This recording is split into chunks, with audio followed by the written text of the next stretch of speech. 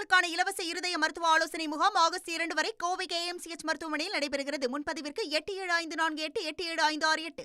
பாமக நிறுவனர் ராமதாஸ் வீட்டில் வைக்கப்பட்டிருந்த ஒட்டு கேட்பு கருவி போலீசில் ஒப்படைக்கப்பட்டுள்ளது. கூடுதல் தகவல்களோடு இணைகிறார் செய்தியாளர் ராஜசேகர். வணக்கம். இந்த ஒட்டு கேட்பு கருவியானது எப்படி கண்டுபிடிக்கப்பட்டது? இதை யார் பொருத்தினார்கள் என்ற தகவல் கிடைத்திருக்கிறதா? என்ன விவரம்? நிச்சயமாக திண்டிவனம் அருகே உள்ள பாமக நிறுவனர் ராமதாஸின் தைலாபுரம் இல்லத்தில் அவருடைய இருக்கைக்கு அருகே ஒட்டு கேட்பு கருவி வைக்கப்பட்டிருந்ததாக மருத்துவர் ராமதாஸ் கடந்த 11ஆம் தேதி விருதாச்சலத்தில் நடைபெற்ற வன்னியர் சங்க பொதுக்கூட்டத்தில் அறிவித்திருந்தார்.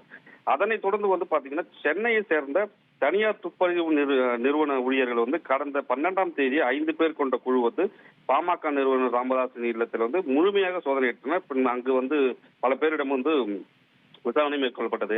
அந்த தனியார் துப்பறிவு நிறுவனம் ஒட்டு கேட்பும் கருவியை ஆய்வு செய்து அறிக்கை அளித்த பின்னரே இது குறித்து போலீசில் புகார் அளிக்கப்படும் என மருத்துவர் ராமதாஸ் தெரிவித்திருந்தார். அதன்படி கடந்த 15ஆம் தேதி பாமக தலைமை நிலைய செயலாளர் அன்பழகன் கிளியனூர் காவல் நிலையத்தில் ஒரு புகார் ஒன்று அளிக்கிறார்.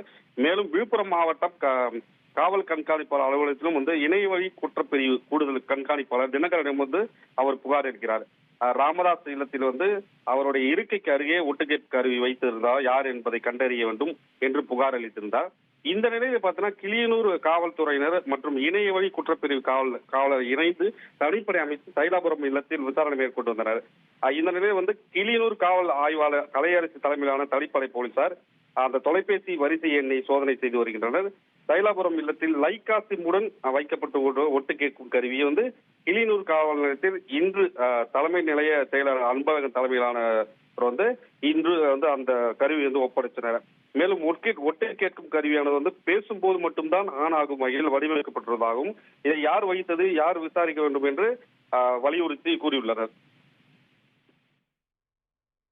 தகவல்களை வழங்கியதற்கு நன்றி ராஜசேகர். குழந்தைகளுக்கான இலவச இருதய மருத்துவ ஆலோசனை முகாம் ஆகஸ்ட் 2 வரை கோவை KMCH மருத்துவமனையில் நடைபெறுகிறது. முன்பதிவிற்கு 8754887568.